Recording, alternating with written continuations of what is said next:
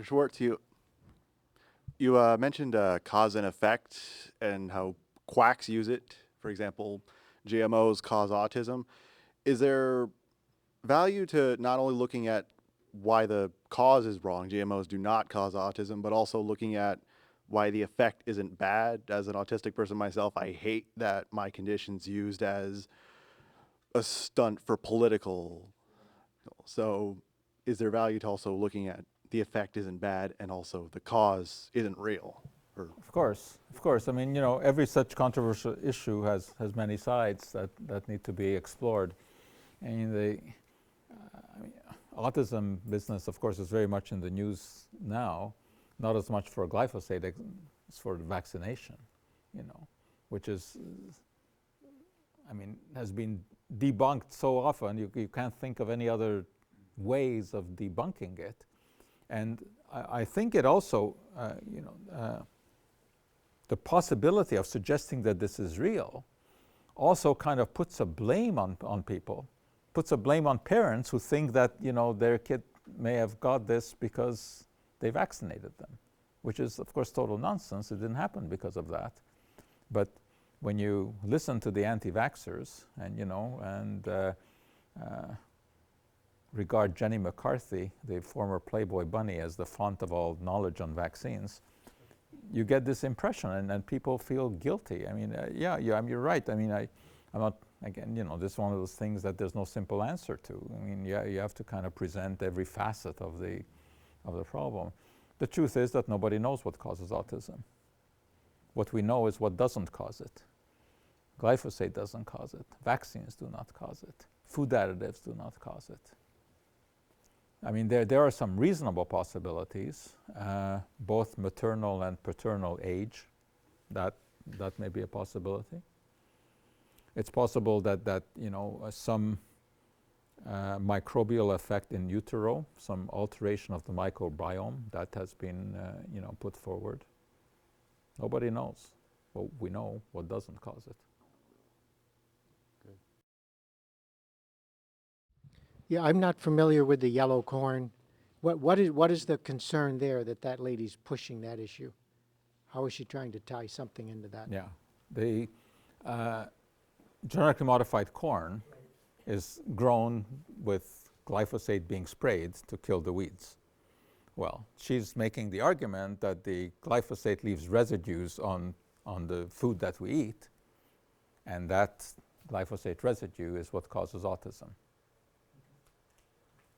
Of course, the fact is that most of the corn that we eat is not genetically modified corn. The GM corn is used mostly for animal feed and for industrial uses, not for sweet corn. I had to step out for a little while, so I don't know if you covered this or not, but in agribusiness, we're today told in America that the average consumer is more concerned about what's on their plate versus feeding the world.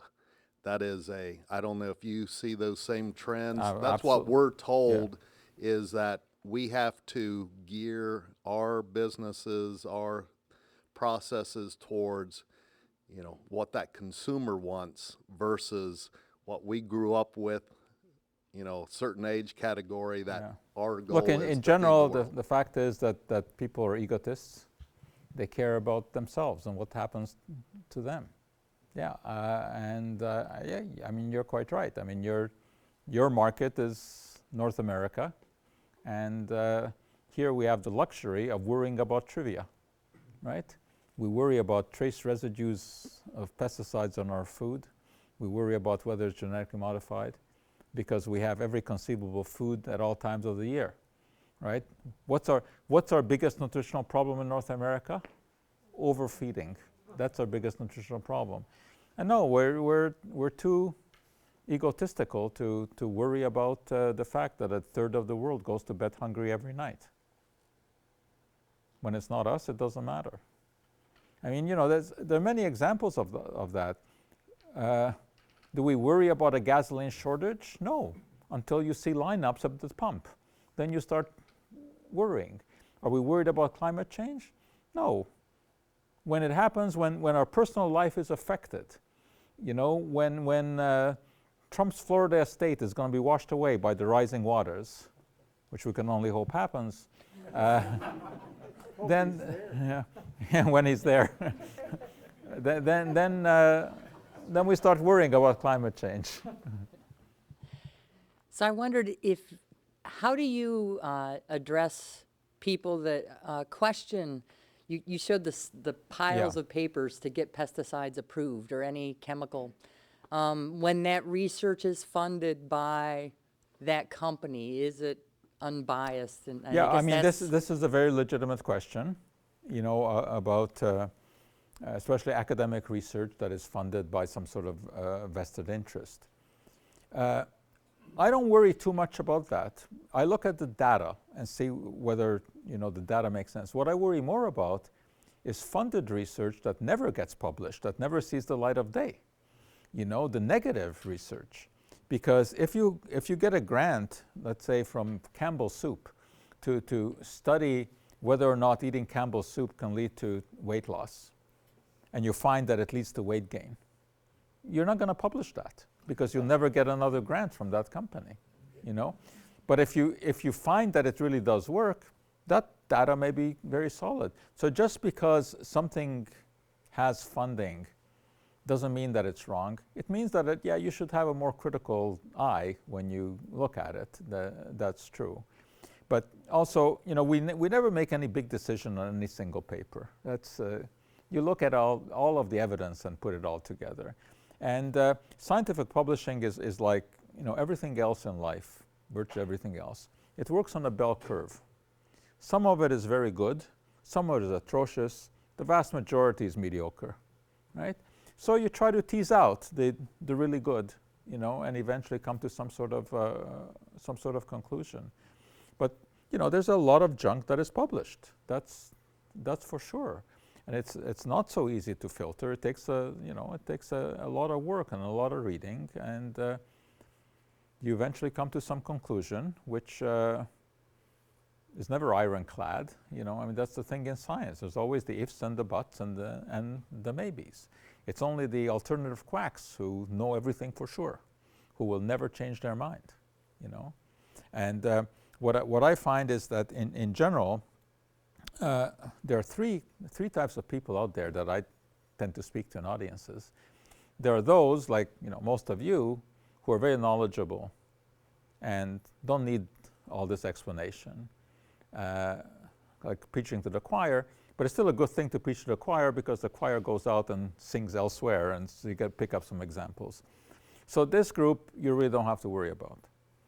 There's the group at the other end whose mind is made up and you will never going to change it because they know, right? They know that vaccines cause autism.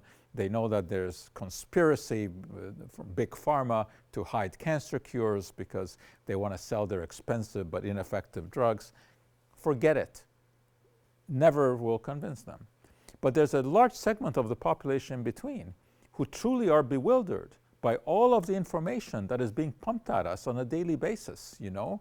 I mean, there are 5 scientific papers that come out every single minute of every day. It's a fantastic information overload. And they don't really have the ability to filter, and they are willing to listen to proper scientific arguments by people that they trust. So those are the ones really that, you know, that are worth worrying about. And they can be, they're kind of the fence sitters, and they can be convinced one way or another by reasonable arguments.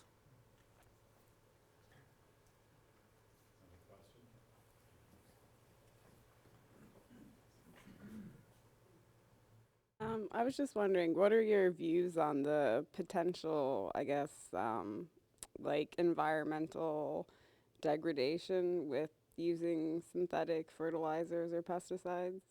Well, I mean, there's no question that, you know, in terms of green manure versus synthetic fertilizer, you get a lot less runoff. That's for sure.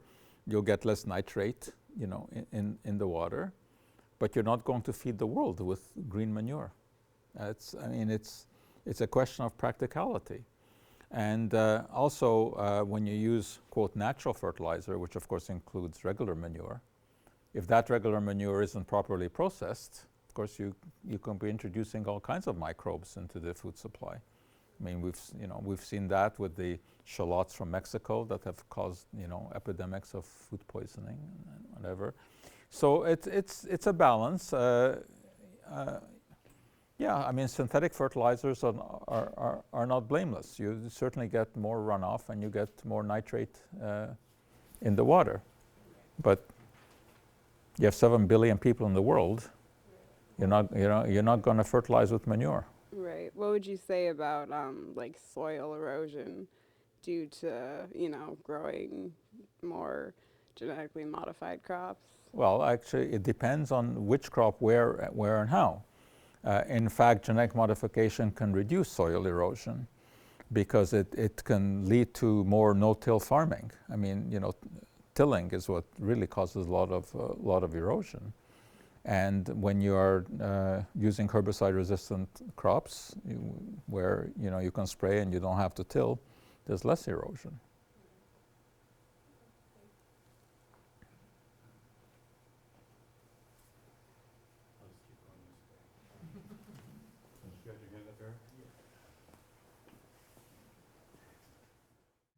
Well, at least since you brought it up, I'm curious to hear your what risks, in your opinion, are there for agriculture as a consequence of climate change? Interesting question. I think, again, that depends on which crop and where in the world. I'm sure that you've heard the argument that increased carbon dioxide is actually good because it's going to increase photosynthesis and all of that. And then, of course, you hear the other arguments that increasing temperature even just a little is going to lead to more soil dryness, which is going to have an effect, and that there are many bacteria that will survive better if the temperature increases. You get more viral contamination with an increase in temperature. I think this is one of those questions where if you search the literature, you can make up arguments on both sides. Nobody really knows. But I think in the long run, increased carbon dioxide in the air is not a good thing. Another question? Okay. I'll work my way down. You go first.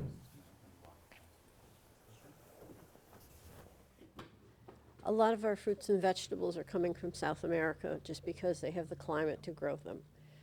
What kind of regulations do those countries use in comparison to, say, what Canada and the U.S. Yeah, very enforce? excellent question. In many cases, their regulations may be the same as ours, except that they have no monitoring to see whether or not those regulations are applied.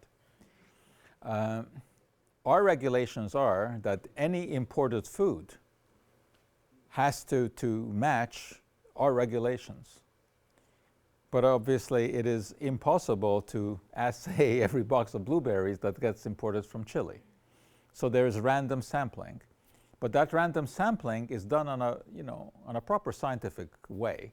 And random kind of implies that there isn't much science there. But they know where to sample and how to pick up any contamination. So the law is that anything that is sold in the US or sold in Canada is subjected to the same regulations as what we have here. Whether or not stuff sneaks by, well, yeah, I'm sure that it does, because you can't possibly check everything. And I think that it generally is true that in some of the less developed countries, the workers are not quite as astute as they are here, and maybe don't wash their hands after they go to the bathroom in the field and end up picking those strawberries. I'm sure that those things happen. But the law is that they must conform to our regulations. Yeah, thank you. I was wondering, I've read that in the EU, American products cannot be sold, the produce, and you pointed out that scientific study pointed out that, what was it, the nicotinoids were seen as not a problem through trying to Well, let's duplicate. point out that regulations are not arrived solely based on science. So it's competition. It's competition. It's a lot of protectionism. I mean, Europe does not allow the import of anything that's being grown here genetically modified. Well, I think that basically was to foster their own industry. I mean, there's no scientific legitimacy to it. You know, I mean, we've been eating genetically modified food and its components now for over 30 years. Something would have shown up. You know, I mean, we would have seen something epidemiologically if there was any real significance. We haven't.